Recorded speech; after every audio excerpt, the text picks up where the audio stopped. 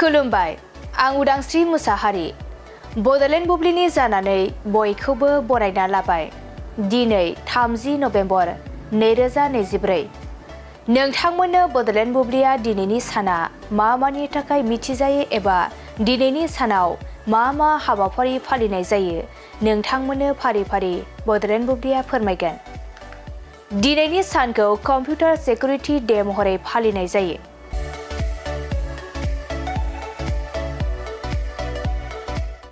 Computer security डेआ सानजुनथि रैखाथि आरो नोंथांनि आइजेंफोर आरो फोरमायथिखौ माबोरै रैखा खालामनांगौ बेनि बादै सांग्रांथि लाबोनो थाखाय 30 नभेम्बराव फालिजानाय मोनसे मावख'आरि नङै जिरायनाय सान।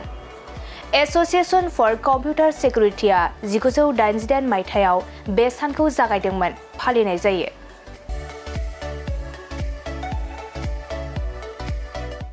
नोंथांमोननो बड'लेण्ड बुब्लिया दिनैनि सानाव मा हाबाफारिजों मिथिजायो आरो मा हाबाफारिखौ फालिनाय जायो फोरमायबाय।